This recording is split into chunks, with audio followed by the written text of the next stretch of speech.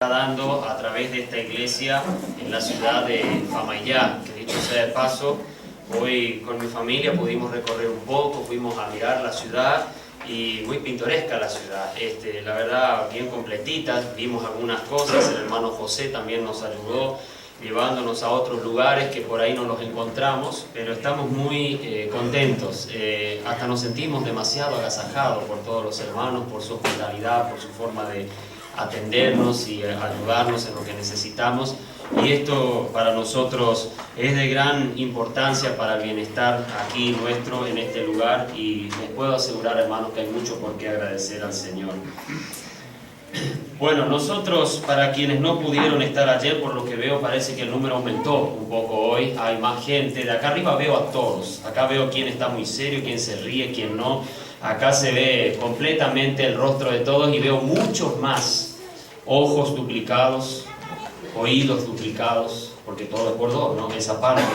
Y veo muchos rostros nuevos que ayer no los veía, y doy gracias al Señor por el interés que les despierta a venir a escuchar la palabra y a recordar, recordar este aniversario junto con la iglesia aquí. Y doy gracias al Señor que podemos compartir juntos este tema que para algunos es conocido, para otros más o menos, y otros ni siquiera lo vieron mucho, no tienen mucha idea de cómo va el tema de lo que llamamos la profecía bíblica. Y nosotros, para los que no estuvieron ayer, que dicho sea paso, no saben lo que se perdieron, yo hoy no voy a poder desarrollar lo que ya hicimos ayer, pero voy a hacer rápidamente un repaso para que entremos a lo último que nos restaba del punto que estábamos estudiando, y son los pactos divinos con la nación de Israel. Ayer habíamos aclarado varios puntos necesarios, por supuesto con los suficientes textos bíblicos para poder así de esta manera apoyar lo que hablamos en relación a Israel, el pueblo de Dios hoy y para siempre. Eso es lo que estuvimos viendo el día de ayer en las dos reuniones, y hemos estudiado el pacto de Abraham, o sea, de Dios con Abraham, o pacto abrahámico, así puede ser que vean a veces en algunos libros. Hemos visto el pacto de Dios con Israel como su especial tesoro, y también hemos visto el pacto davídico. Hasta ahí llegamos el día de ayer, y ya el tiempo había transcurrido y no quería cansar mucho el pensamiento y la atención de los hermanos y hermanas que están hoy aquí. Entonces, lo que vamos a hacer hoy es terminar lo que nos queda, el nuevo pacto con la nación de Israel. Este es el menos conocido de todos. Porque cuando voy a hablar del nuevo pacto, no voy a hablar del nuevo pacto en la sangre de Cristo hecha en el Nuevo Testamento. Ese es el nuevo pacto en relación al pecado, al perdón y a todo lo que es la gracia divina manifestada en el sacrificio de nuestro Señor Jesucristo.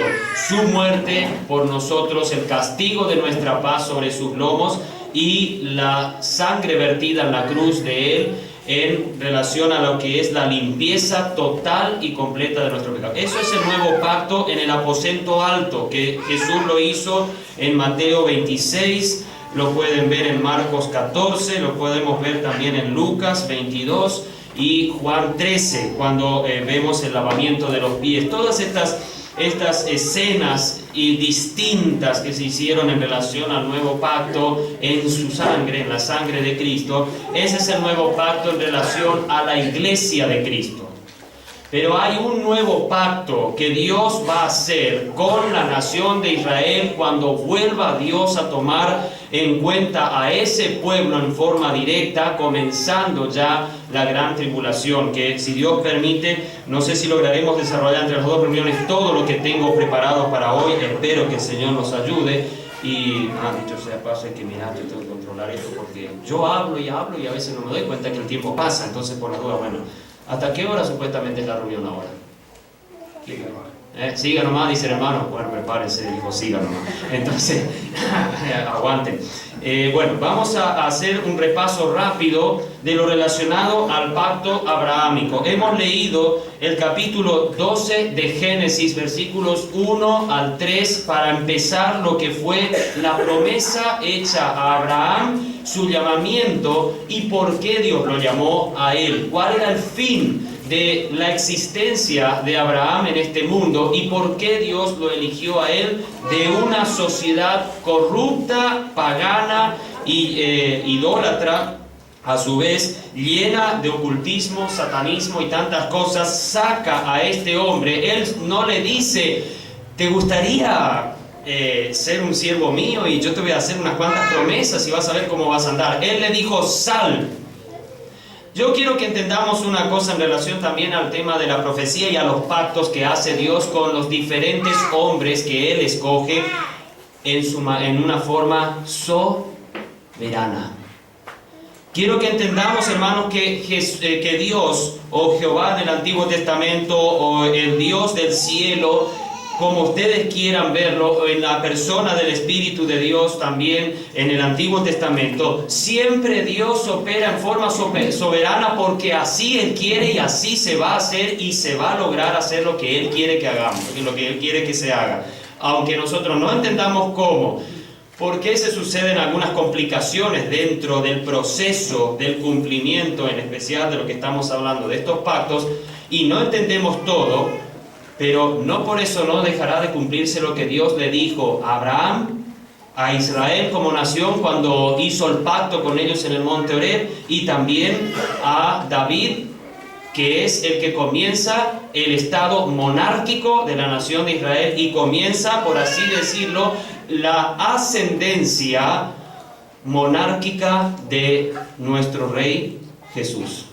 Es Él, a partir de Él comienza, no a través ni de Saúl, ni de Samuel, ni de quien sea, sino a través desde David en adelante comienza la ascendencia monárquica de nuestro Señor Jesucristo. Aunque no todos los descendientes de David hasta Jesús fueron monarcas, pero Él era hijo del primer monarca escogido por Dios para Israel, para empezar la línea de la monarquía y para llevar a cabo el plan que termina en Apocalipsis con la declaración del Rey de Reyes y Señor de Señores, el que viene cabalgando en el caballo blanco y en su muslo tiene un nombre: el Verbo de Dios.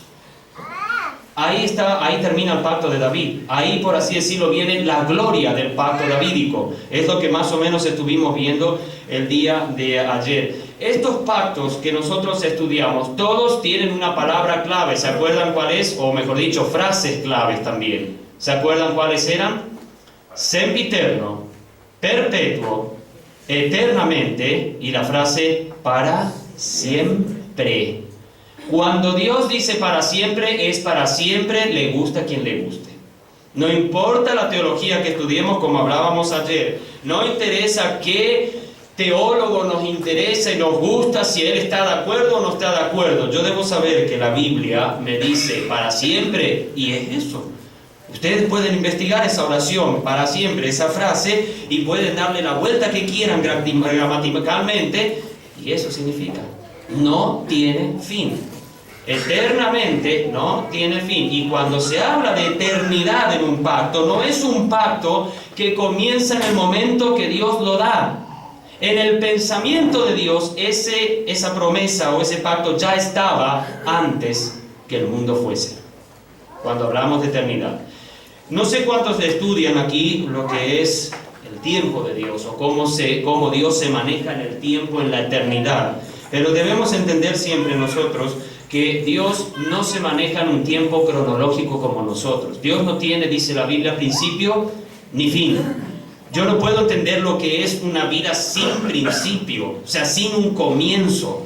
Pero Dios entiende lo que es una vida eterna que va más allá de una vida sin principio y fin.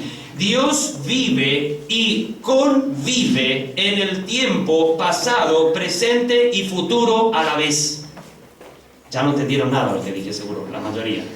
Lo que quiero decir es que Dios hoy está, si quiere, en el momento que Israel estaba saliendo de Egipto, está en este momento viéndonos a todos nosotros aquí estudiar la palabra de Dios y está viéndonos en su presencia.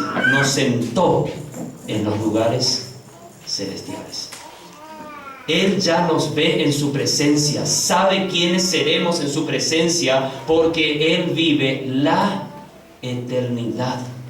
No vive la cronología del tiempo que nosotros manejamos. Hay una palabra griega. Bueno, yo creo que después un hermano, acá creo que es muy idioma, él sabe mucho así de hebreo y griego, entonces él le puede explicar bien. Hay una palabra en el griego que significa, que se lee kairos. La palabra kairos es tiempo de Dios. Esa palabra se usa en Efesios, capítulo 5, y muchas veces dice redimiendo el kairos. No dice cronos, el tiempo. Recuerden siempre, hermanos, nuestro tiempo, cuando ya empezamos a ser cristianos, no es nuestro. Y si usted es un mundano remachado y reventado, idólatra y pagano, ese tiempo que Dios le da, ¿sabe para qué le da de vida? 60, 70, 80. Y si es un joven, cuídese, porque si tiene 20 años, puede ser que a los 25 ya murió, si anda con la droga, con la borrachera o con la farra. Nunca sabemos hasta dónde llegará nuestra vida. Pero el tiempo de Dios, el kairos de Dios que le da a un ser humano, es solo para una razón principal: creer en el unigénito Hijo de Dios. Si en esos años, décadas y quizás hasta un siglo de vida que le dé, porque creo que ya no vive más de 100 y algo de años hoy la gente, algunos llegan a 116, 117 y ya son muy viejos, pero aunque le dé todos esos años, el kairos de Dios es para que te arrepientas de tus pecados y recibas a Cristo como Salvador personal. Solo para eso es el principal motivo de la vida que Dios le da a todo hombre y mujer que nace del vientre de mujer, como dice la expresión de Job. No hay otra razón. Si yo nazco en el mundo del vientre de una madre y vivo la vida, y aunque la viva en gloria y en un montón de cosas y en buenas vivencias, con riqueza, con todo, soy verdaderamente un Salomón en la tierra en mi vida, pero no he creído en el unigénito de Dios, no valió para nada todo lo vivido. Porque como dijo Salomón, vanidad de vanidades, todo es vanidad, dijo el predicador. Y ese predicador no era yo, era Salomón. Vanidad de vanidades. Juan en su expresión dice la vanagloria de la vida. No tiene sentido una vida aquí en la tierra. Todo es eternidad en Dios. Y así como la gloria para los creyentes que le espera es eterna, el castigo para los que han rechazado a Cristo como Salvador personal también es eterno. No es el punto de escatología que estamos tocando hoy, qué pasa después de la muerte. Pero es un interesante punto, hermanos, si algún día Dios nos permite, para estudiar. Porque, hermanos, hay cosas que nosotros estudiamos, la profecía ya de Israel, la iglesia, el milenio, y estamos, ¡wow! Qué impresionante todo eso, cuando ya estemos en la Nueva Jerusalén y todas las calles de oro y miramos eso. Pero a veces no sabemos qué pasa con nosotros después que hicimos y terminó. No respiró más el cuerpo. Y ahí no sabemos qué pasó. A veces leemos la Biblia y algo tenemos vagamente de entendimiento de lo que pasa, pero hermanos, es increíble, hermanos, todo lo que Dios tiene preparado para nosotros después que dejamos de respirar físicamente en este cuerpo de carne, este cuerpo de muerte que le llamó Pablo, este tabernáculo terrestre que se deshace una vez o comienza a descomponerse. No importa cuán lindo, cuán buen vestido le pongan en el ataúd, es una porquería, que si no lo entierran enseguida, hiede ya, la expresión de Marta en relación a su hermano Lázaro, hiede ya. 4 días no me habían pasado y ya era difícil soportar el olor. Pero hermanos, gracias a Dios que el cristiano tiene una esperanza inmensa después de la muerte. Su vida no solo que no termina aquí, sino que verdaderamente va a una gloria mucho mayor de todo lo que pudiera haber alcanzado aquí. Israel es, en cierto modo, por así decirlo, esa nación que Dios escogió para que nos llegue todo esto que estuve hablando recién a modo de introducción. Aunque creamos que Israel es una nación más del montón de naciones que hay en el mundo, las 190 y tantos que existen, no importa lo que podamos decir, para Dios es la niña, como decíamos ayer, la niña de su ojo, es la nación de Él. No es una de las naciones de Él, es la nación de Él. Y aunque, por ejemplo, caso de Estados Unidos, Inglaterra y otras naciones europeas que han comenzado en cierto modo con un poco de cristianismo y con cierta Biblia y creyeron que eran realmente la nación de Dios y que Dios los bendecía, y sí, los bendijo mucho porque comenzaron, como decían algunos, una Biblia bajo el brazo. Pero la nación, el pueblo amado de Dios en la tierra, no es ningún otro país que no sea Israel.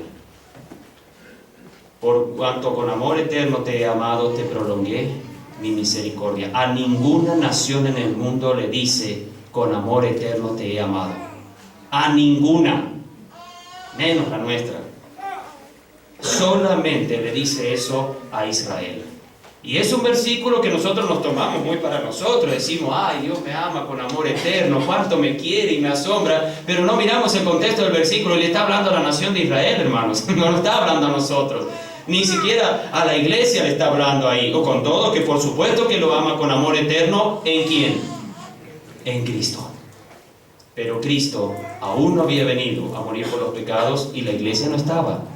No es para nosotros con amor eterno te he amado. Sí que Dios nos ama con amor eterno, no cabe duda, porque su amor es eterno, por eso nos ama con amor eterno. Pero en ese versículo 31:3 de Jeremías es a Israel. Esa es la única nación. Por eso es importante que cuando encaramos el tema de la profecía, comencemos bien a colocarnos en el punto correcto donde nos debemos colocar y saber que el reloj de Dios en la profecía no es la iglesia. Ya lo vamos a ver eso más adelante. No es la iglesia. El reloj de Dios en la profecía es su nación, su pueblo, Israel. No interesa que no crean. No importa que otros países y los políticos del mundo hoy están preparando las ametralladoras y todo el equipamiento militar en lo posible para destruir a Israel. Eso no importa que ellos hoy puedan hacer eso, quieran hacer eso. Pero la Biblia nos hace ver constantemente, una y otra vez, que Israel es el pueblo. Y así como dice Zacarías, que Israel va a ser copa pesada, una piedra pesada va a ser para las naciones. Y díganme si no es cierto que es una pesada piedra para las naciones. Dice, voy a poner por copa a Israel entre las naciones. Y la copa, casi siempre, hermanos, en la Biblia, tiene un símbolo de ira. Tiene un símbolo en donde Dios va a hacer algo en son de castigo. O no ven las 7 copas en el Apocalipsis.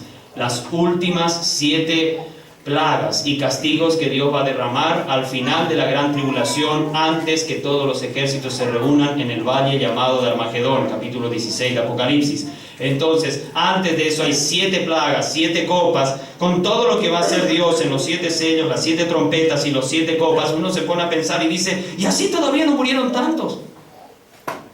Porque son millones de millones los que se reúnen para esperarle. Yo espero que ustedes no sé si ustedes cantan acá un himno, porque que cantan himno, entonces no sé si cantan, no sé qué número estará en su himnario, pero hay un himno que dice, cuán gloriosa será la mañana, cuando venga Jesús el Salvador, las naciones unidas como hermanas. Es lo que me uní como católico, qué lindo que no saben hacer himnos también. ¿Qué creían ustedes?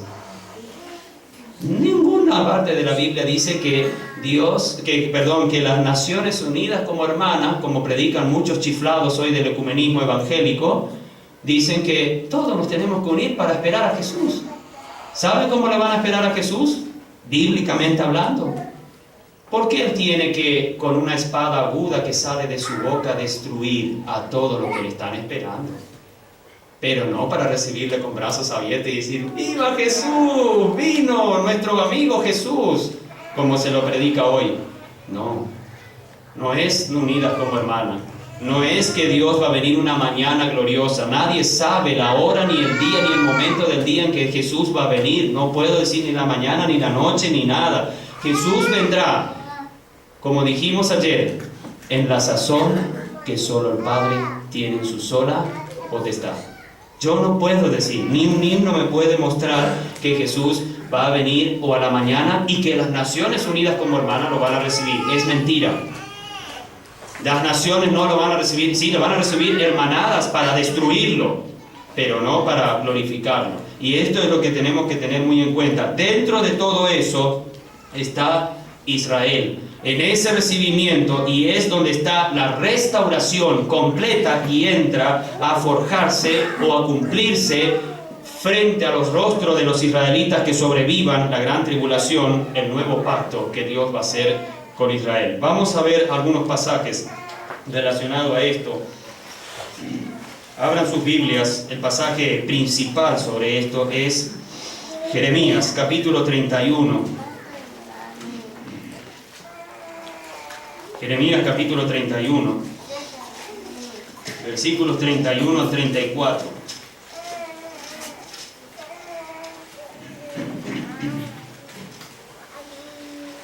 He aquí vienen días, cuando escuchan, o sea, leen esa frase en la Biblia, tengan en cuenta que casi siempre va a un futuro lejano, a la historia del profeta. En este caso estamos hablando del profeta Jeremías. Jeremías es por así decirlo, el profeta que continúa el ministerio de Isaías. Isaías termina su ministerio, muere, o sea, ya, por así decirlo, cesa su ministerio y entra en acción y entra también en el tiempo de la profecía, el ministerio de Jeremías. Y cuando ustedes ven el capítulo 1 de este libro, van a ver que él era muy jovencito. Con esa juventud fue llamado a servir a Dios. Y él hizo varias profecías en relación a la restauración de Israel y en relación a lo que iban a ser los 70 años del castigo babilónico, cómo volverían otra vez a la tierra. Y fue el profeta que, por así decirlo, vio todo lo que pasó cuando Israel fue llevado cautivo completamente en el año 586 a.C. por los babilonios. Vamos a mirar un poquito este pasaje relacionado a este pacto nuevo con la nación de Israel. Este no es el nuevo pacto con la iglesia, sino es el nuevo pacto relacionado a la nación de Israel. Dice, he aquí que vienen días, dice Jehová, en los cuales haré nuevo pacto con la casa de Israel y con la casa de Judá, no como el pacto que hice con sus padres el día que tomé su mano para sacarlos de la tierra de Egipto, porque ellos invalidaron mi pacto, aunque fui yo un marido para ellos, dice Jehová. Pero este es el pacto que haré con la casa de Israel después de aquellos días, dice Jehová. Daré mi ley, y escuchen bien, daré mi ley, dice, en sus mentes, y las escribiré en sus corazones, y yo seré a ellos por Dios, y ellos me serán por pueblo. Espero vayan tomando en cuenta los verbos en plural, ellos serán. Dice, no es que son o van a ser pronto, sino serán, sigue diciendo, y no enseñará más ninguno a su prójimo, ni ninguno a su hermano, diciendo, va, porque todos me conocerán, desde el más pequeño de ellos hasta el más grande, dice Jehová, porque perdonaré la maldad de ellos y no me acordaré más de sus pecados. Este pacto es muy distinto, porque en el pacto de Horeb o en el monte Sinaí, cuando fue Moisés, ¿dónde fue escrito la ley del pacto? En las tablas de piedra. Las primeras fueron rotas contra el becerro de oro que había hecho el buen sacerdote Aarón, y después sube otros 40 días y vuelve Dios a escribir en tablas de piedra. ¿Quieren saber cuál es el ministerio de condenación para Israel y el ministerio? Vayan a 2 Corintios, anótenlo, no vamos a ir nosotros ahora, pero anótenlo, 2 Corintios capítulo 3, y van a ver para qué fue escrito la ley en piedras. ¿Cuál era la razón principal en la que Dios se manifiesta en el monte Horeb y le hace ver y hace el pacto, pero no en sus corazones y mentes, sino en tablas de piedra? Israel no estaba preparado para lo que vendría en un futuro lejano al momento del Sinaí y de Horeb. No estaban preparados para ser reyes y sacerdotes como hemos leído ayer.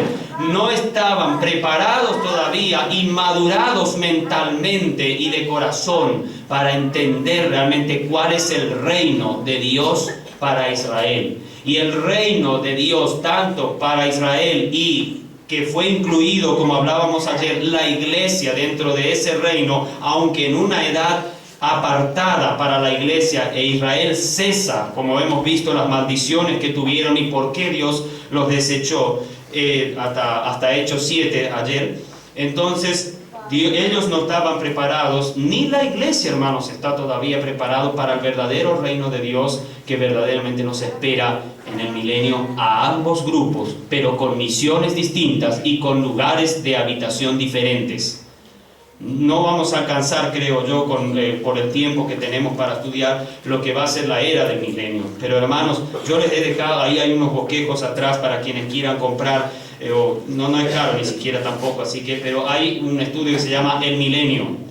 Ese estudio, si ustedes lo quieren llevar, ahí van a tener, por así decirlo, el clímax completo de lo que va a ser la nación gloriosa de Israel en el milenio y todo lo que va a suceder en la tierra cuando Cristo venga a reinar en la tierra. Es un estudio preparado con bastante fundamento bíblico como para que puedan poco a poco entender qué le espera a la nación de Israel. Eso aclaro, la nación de Israel, el milenio o el reino milenial es principalmente para Israel, aunque la iglesia está en el milenio, pero la iglesia tiene un lugar como ¿quién? En la eternidad. ¿Se acuerdan? ¿No leyeron Efesios 5 nunca? La última parte. Él la salvó, la limpió y la purificó para que sea que su esposa, hermanos. Ella es y será, siempre estará como la esposa de Cristo en el cielo.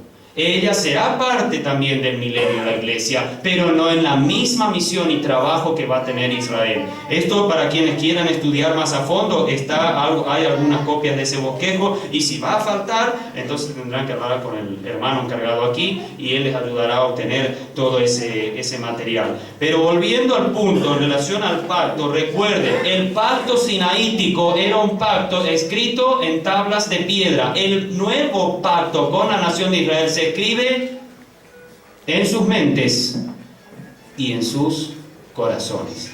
Cuando ese pacto se haga, cuando llegue el momento de ese pacto, es donde Israel podrá por primera vez ver toda la tierra prometida a Abraham, el pacto, el primero que estudiamos ayer, que ya hemos hablado de esta tierra. Hoy traje un mapa, pero todavía, espera un poquito, todavía no. Vamos a terminar eso y les voy a mostrar, vamos a hacer una comparación de cuál es la tierra que hoy tiene Israel y cuál es la tierra que tendrá Israel, y se van a dar cuenta de la abismal diferencia de la tierra prometida en el pacto de Abraham y lo que es la tierra que tiene hoy Israel. Prácticamente es casi microscópico lo que tiene Israel de lo que le toca, según la promesa de Dios. Vayamos a otro pasaje, 32, ahí nomás un poco si giran las hojas, 32, 35 al 40 de Jeremías, dice relacionado al nuevo pacto: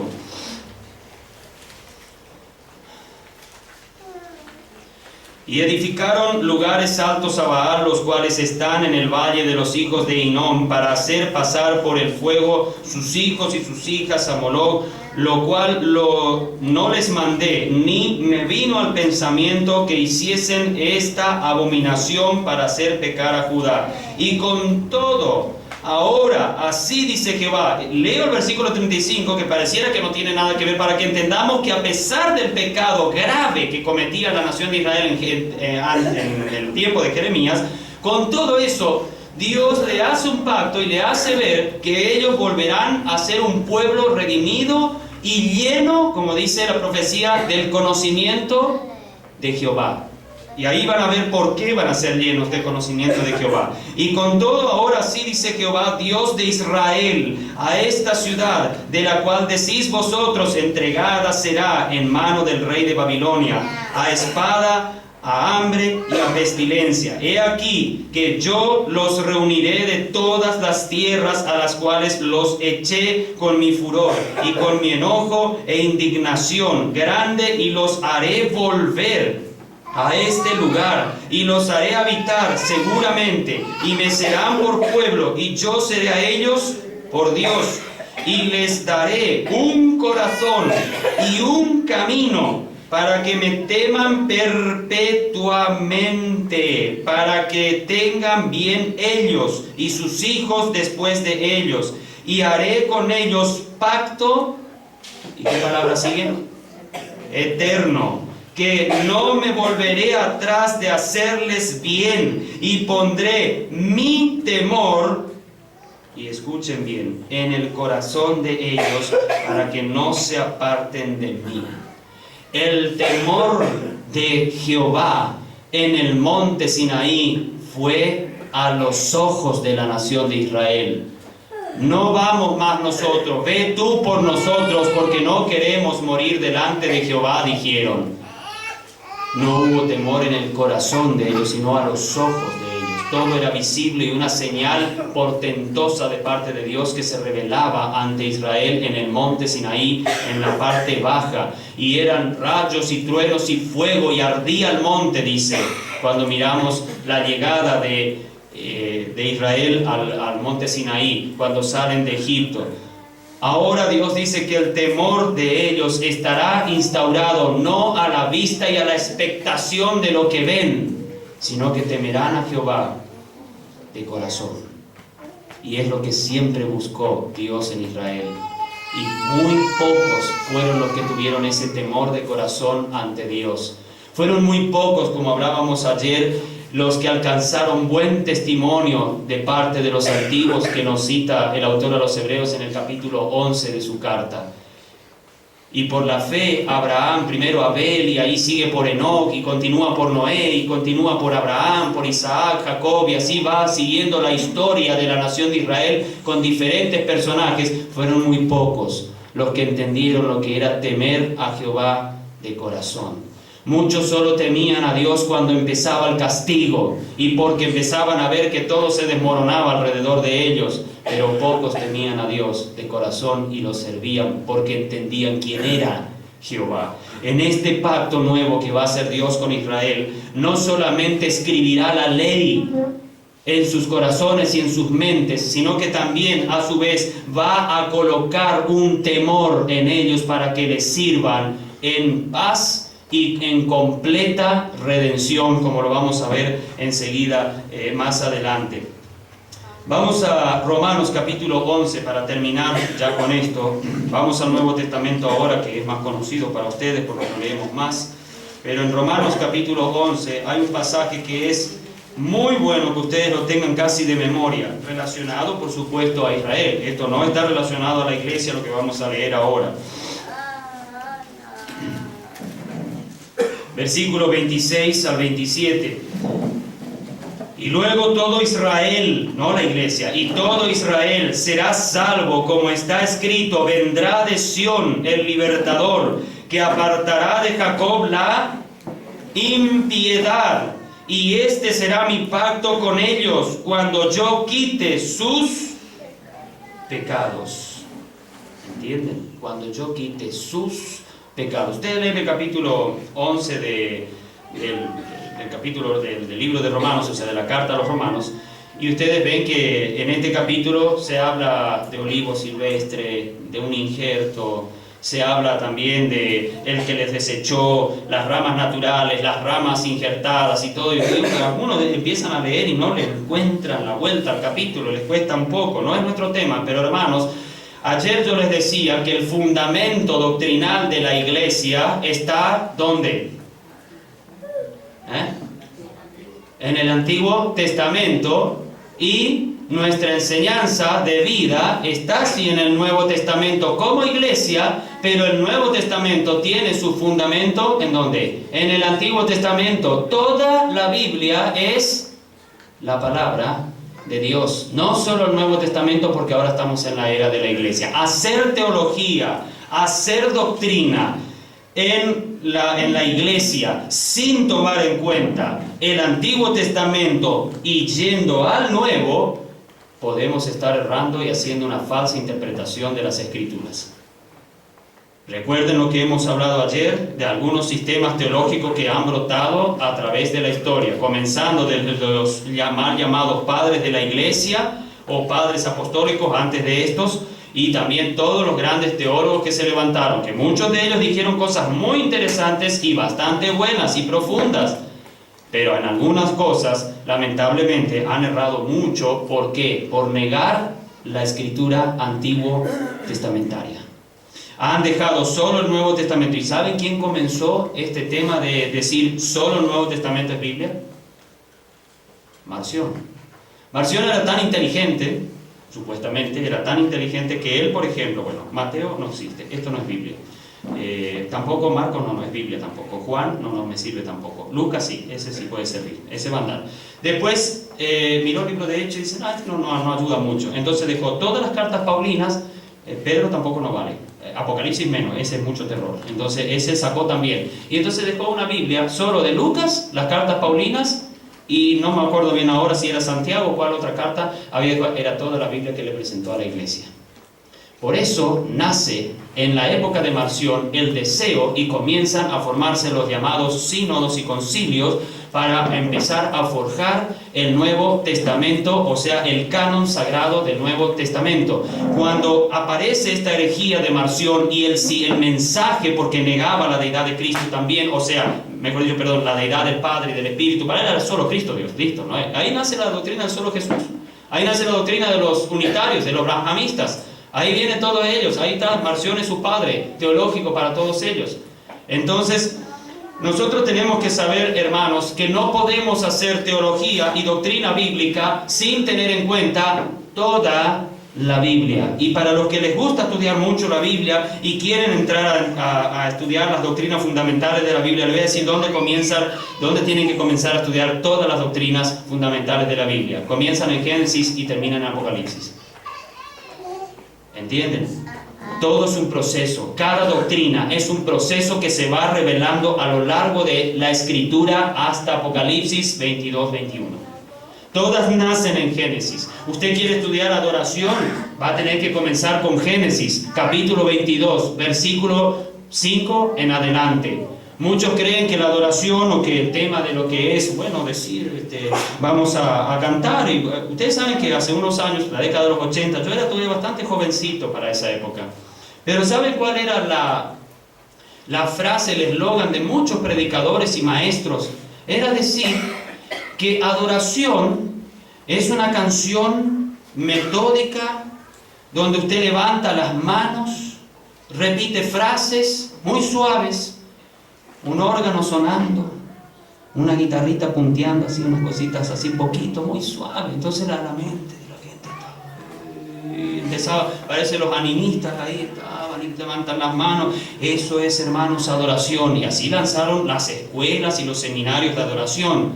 Después la alabanza es expresarnos ante Dios, saltar, cantar y aplaudir y hacer. Y eso era alabanza y esto es adoración. ¿De qué Biblia sacaron? No me pregunten. Porque en ninguna parte de la Biblia yo veo que adoración y alabanza se limita solo a la música. El primer acto de adoración en la Biblia, ¿saben cuál es? ¿Saben cuál es el primer acto de adoración? Abel y Caín. Pero el de Abel. Comenzando, dijo Jesús, desde Abel hasta Zacarías, la sangre clama de los profetas. Abel fue el primer adorador y no cantó una sola canción. No cantó un solo himno. No estoy en contra de las canciones. Lo que quiero decir es que no podemos enfrascar una palabra solamente en uno de los actos de adoración donde nos podemos expresar, siempre que sea en doctrina y en un fundamento de lo que estamos cantando y hablando en una canción. La lírica de una canción tiene demasiado que ver, hermanos, y es muy importante para decir estoy adorando al Señor o cantando correctamente al Señor. Pero la adoración, por dar un ejemplo, es toda mi vida. Presentad vuestros cuerpos vivos, puros, santos y agradables al Señor. Si se habla de palabra de sacrificio, se está hablando de adoración. La adoración de la nación de Israel no consistía solo en música. Recién en el tiempo de David empezaron a salir las músicas y comenzó a formarse los corales. Pero hermanos, tengamos en cuenta, cuando estudiamos esto que estamos estudiando, todo esto que estamos diciendo, hermanos, debemos saber una cosa, que la doctrina con Israel, también en relación a la nación de Israel, comienza en Génesis y termina ¿dónde? ¿Cómo se va a llamar la ciudad a donde todos vamos a habitar cuando llega el capítulo 21 y 22 de Apocalipsis? La nueva Jerusalén. He elegido a Jerusalén como mi capital. Quieran o no las naciones del mundo renegar de todo esto, no podrán hacerlo porque lamentablemente para Dios es así y es palabra sagrada. Jerusalén será su capital. Quiero para terminar esto, ahora sí, si se puede mostrar el mapita pude preparar esta mañana mientras estaba sentado en el desayuno en el hotel. Hasta ahí nomás se ve. ¿Se puede hacer pantalla completa? No, porque ahí no se ve prácticamente muy poco. A ver, levantar un poquito más.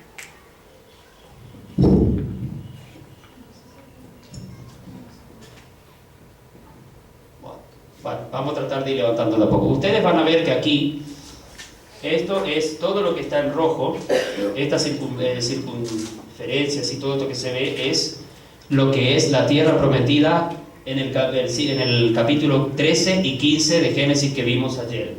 Ahora por el otro, y vamos a ver qué naciones de hoy abarca eso. Es la misma circunferencia. Ustedes ven esto que ven acá, pequeño triángulo obtuso que ven aquí, es el Israel de hoy. Esto es Israel hoy en día. Esto acá es el mar Mediterráneo. Si ustedes quieren ubicar rápido el país de Israel, para los que por ahí no miran mucho cartografía bíblica, tienen que rápido ubicar el mar Mediterráneo e irse inmediatamente hacia el oeste, a la franja del oeste y ahí, del este. Y ahí van a ver abajo en la curva a Israel y lo que comenzaría ya también la franja de Gaza y todo lo que es hacia Egipto. Como ven, acá está el río Nilo. ¿Se acuerdan que iba hasta el río del sur? El gran río de Egipto, decía la profecía o el pacto para Abraham.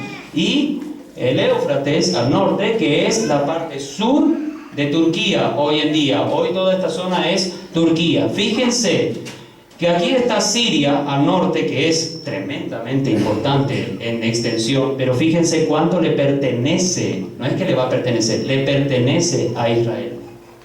Prácticamente es un ínfimo espacio lo que le queda a Siria.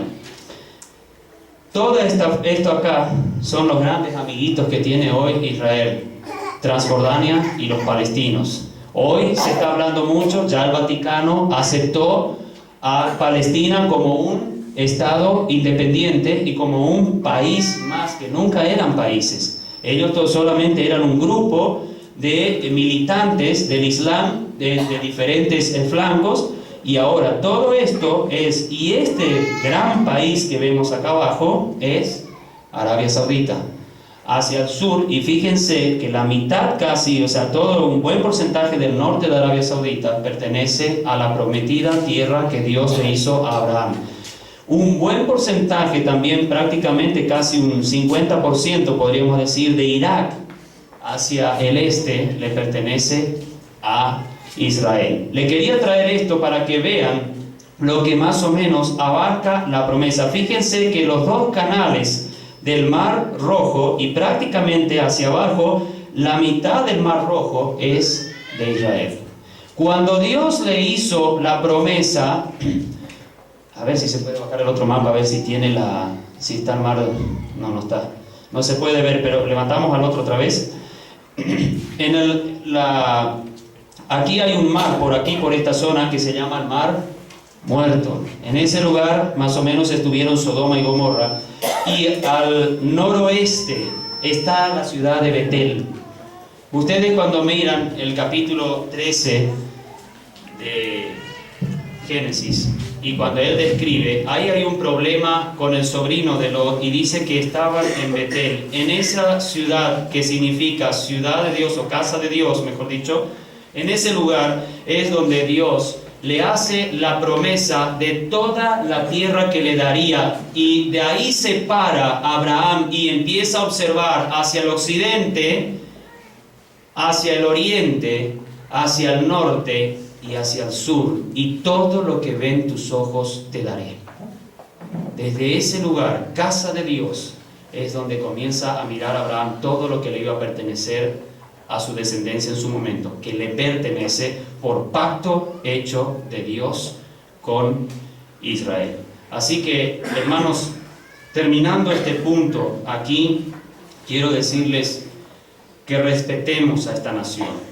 Aunque el mundo está empecinado en que sean destruidos, en que sean borrados del mapa, en que sean verdaderamente sacados del planeta, han sufrido mucho, han tenido que pasar 1001 cosas por ser el pueblo de Dios, y porque se tenía que cumplir también lo que llaman el pacto palestino, que en realidad para mí es el pacto con Israel ampliado, en el capítulo 28 al 30 de Deuteronomio. Lean esos 3 capítulos, y todas las maldiciones que Dios le dijo que le vendrían a la nación cuando invalidarían el pacto en Horeb, esas maldiciones se cumplieron una por una en la nación de Israel, y por eso sufrió. No sufrió porque las naciones tuvieron poder sobre Israel, sino sufrieron los israelitas porque Dios cumplió su palabra de castigo y maldición a la nación,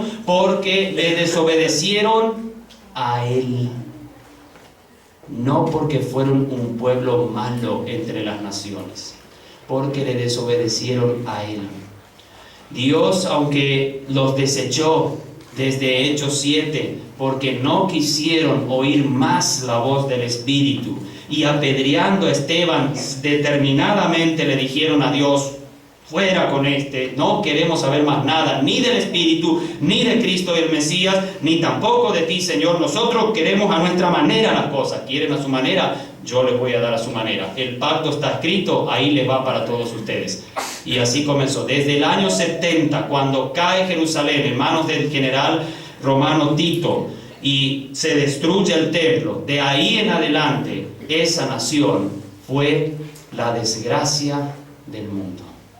Fue una, no desgracia en el mundo en el sentido que para el mundo era un problema, sino que lamentablemente ellos cayeron en una desgracia que no tenía nombre lo que se hacía hacia ellos. Era algo que no tenía. Si ustedes leen la historia de Israel en sus persecuciones desde el primer siglo, nomás hermanos, desde el primer siglo del cristianismo en adelante, lo que hicieron diferentes grupos religiosos, diferentes imperios locales que se formaban en Europa y Asia, lo que han hecho hacia esa nación es algo que uno dice: ¿por qué? ¿Por qué tanta dureza hacia un pueblo que le ha dado mucho al mundo? Le ha dado mucho. Querramos o no reconocer, hermanos, Israel, los habitantes, hombres de esa nación y mujeres de esa nación, han dado legados inmensos a la humanidad. Han dado soluciones a problemas graves que tenía la humanidad en la medicina, en la ciencia y en lo militar.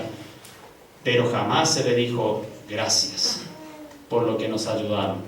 A pesar de todo el castigo que Dios está enviando hacia ustedes por la dureza en parte, como vemos ahí en Romanos 11, que ustedes tienen, podemos decirle igual gracias. Ayer hablamos de más de 3.300 legados que le dio a la humanidad Israel. Ningún país le dio tanto. Ningún país. Algunos dieron cientos, llegaron a 500, quizás llegaron a 1.000, pero no llegaron a 3.300 todavía. Ese sí es el Israel de Dios, por quien tenemos que orar, como dice el Salmo 122, orar por la paz de Jerusalén y por sus habitantes. Hermanos, llegará la paz para Israel. Sus oraciones serán oídas como parte de la iglesia de Cristo, van a ser oídas, porque la paz llegará cuando venga el libertador, no de la iglesia, de Sión, no de la iglesia, de Sión. Oremos. Padre, gracias por tu palabra y gracias por lo que ella nos enseña. Gracias, Señor, por lo que hemos podido terminar y conocer hoy en relación a tu pueblo, a tu nación. Pido, Padre Santo, que nos ayudes a verdaderamente saber orar por tu pueblo y saber que aunque nosotros algunas cosas no podemos entender por qué has hecho lo que has hecho hacia ellos o por qué permitiste, pero Dios, un día se nos va a revelar a nosotros tus conceptos, tus pensamientos en una manera más clara. Somos muy finitos para comprender tantas cosas que tu palabra nos muestra en lo que habías dicho hacia tu pueblo. Pero Dios, sabemos que en tu infinitud tú nos sabrás revelar para que nosotros podamos comprender un poco mejor las cosas. Padre nuestro, te ruego que nos ayudes y nos guíes y sigas iluminándonos en el estudio que seguiremos más adelante. En el nombre de Jesús. Amén.